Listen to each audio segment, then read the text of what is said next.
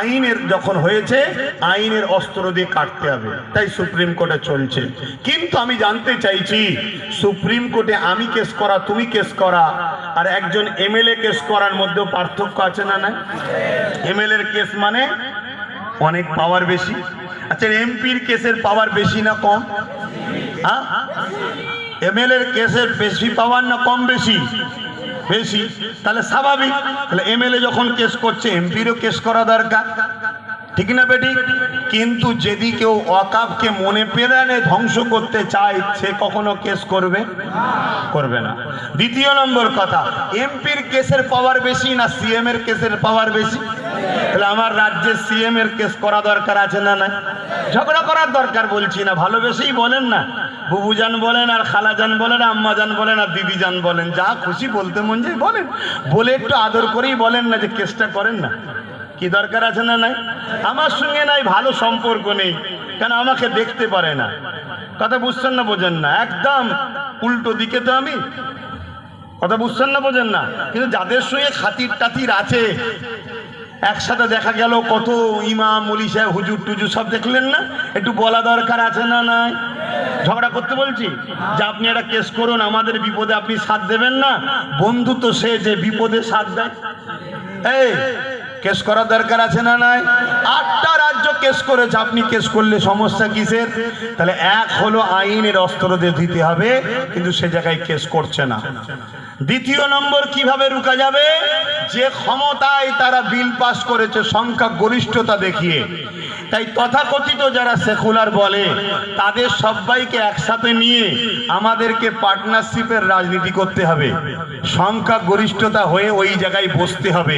একদিন যাক, দুদিন যাক, 10 দিন যাক, 20 দিন, 1 বছর, 2 বছর, 10 বছর যাক, আবার সংখ্যা গরিষ্ঠ হলে পাওয়ারের জোর দেখিয়ে, যেমন তুমি বিল করে নিয়েছো জুলুম করে, আবার আমি আমারটা ফিরিয়ে নেব। বলুন ইনশাআল্লাহ। পারা যাবে না? যাবে না। দ্বিতীয় অপশন। 3 নম্বর অপশন কি? আন্দোলন বাড়াতে হবে। কি বাড়াতে হবে? আন্দোলন। মাথা যত বাড়বে দিল্লিতে তত আসর পড়বে। তাহলে আন্দোলন দরকার, বিশাল আন্দোলন দরকার, ব্যাপক আন্দোলন দরকার, ঘন ঘন আন্দোলন দরকার, বিশাল বড় বড় জমায়েত দরকার আছে না? না। এখন এই আন্দোলন করতে গিয়ে কেউ যদি বলে দিল্লি চলে যাও, শুনছেন তো নাকি? তাহলে এই কথাটা মনে রাখার দরকার আছে না? নাই। এখন এর উত্তর দিবার দরকার আছে কি? কিন্তু উত্তরটা আপনাদের শিখিয়ে দিচ্ছি। ঠিক ভোটের সময় এলে বলবেন ভোটটা দাও, অমনি বলবেন দিল্লি চলে যাও। বলা দরকার আছে না? নাই। যারা ইমানদার তারা বলবে, আর যারা আজকের দিনে ওয়াকাফকে নিয়ে নিজেদের ফায়দা লুটতে চাইছে হারামখোররা বলবে না।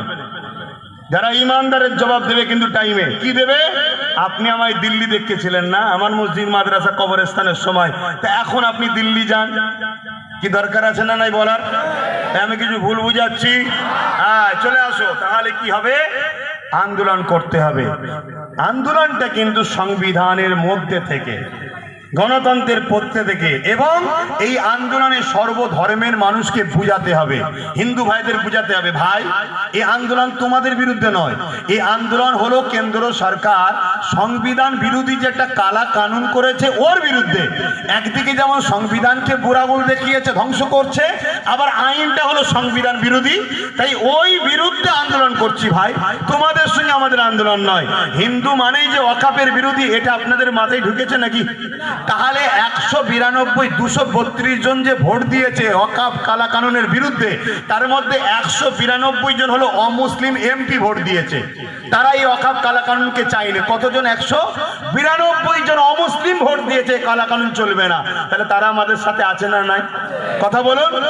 তাহলে আমাদের আন্দোলনটাকে আন্দোলনের মতো করতে হবে না? হবে না? সর্বধর্মের মানুষকে আন্দোলন করতে হবে। সেখানে আন্দোলনে শুধু মুসলমান আর শুধু মৌলী সাহেব নারে তাকবীর আল্লাহু আকবার নারে, এটা তো চাইছে নারে তাকবীর দিয়ে তোরা নেমে যা। আর অমুসলিম পাড়ায় বিজেপি গিয়ে বলবে দেখ মোল্লারা কেমন খেপেছে, আমাদেরকে লিয়ায় গাড়ি ফাড়ি সব ভেঙে দেবো বোল্ডুজার দিয়ে। এটা তো চাইছে, আর তোমরা সেই পাতা ফাঁদে পা দিচ্ছ। কথা মাথায় ঢুকছে না, ঢোকে না? তাহলে আন্দোলন যেখানে হবে সেখানে মুসলমানও থাকবে, অমুসলিমও থাকবে, হিন্দু থাকবে, খ্রিস্টান থাকবে, আদিবাসী থাকবে, সব মানুষকে রাখা দরকার আছে না নাই? এই যে এত সব সেকুলার নেতা, সেকুলার দল, সেকুলার মানুষ, তো এটাই তো সেকুলার চিনার সময়। এই আমি কথা বুঝছেন তো নাকি? তারপরে আদিবাসী ভাইদেরকে বুঝাও যে আপনাদের তো 2023-এ জল জঙ্গলের সম্পদ কেন্দ্র নিয়েছে, আমাদের 25-এ নিয়েছে। হিন্দু ভাইদের বুঝাও যে আমাদের যেমন আরবিতে বলে ওয়াকাফ, আপনাদের ভাষাতে বলে দেওবত্ব সম্পদ। যেটাই দেওবত্ব সম্পদ সেটাকে আরবিতে ভাষায় ওয়াকাফ বলে। দেওবত্ব সম্পদ আপনাদের ধর্মের গুরুরা, ধর্মের লোকেরা ধর্মের জন্য দিয়েছে, ওয়াকাফটা মুসলমান ধর্মের লোকেরা মুসলমানদের ধর্মের জন্য দিয়েছে। অতএব আজকে আমাদের নিয়েছে, আদিবাসীদের লিয়া হয়েছে, শিখ পাঞ্জাবিদের নেবে, কাল আপনাদের দেওবত্ত সম্পত্তি নেবে। তাই আপনাদের উচিত আসুন আমরা এক হয়ে লড়াই করি। তাদেরকে বুঝাও, বিগত দিন একটা আইন হয়েছিল 15 বছরের ওপরের গাড়ি হলে বাতিল হয়ে যাবে। এই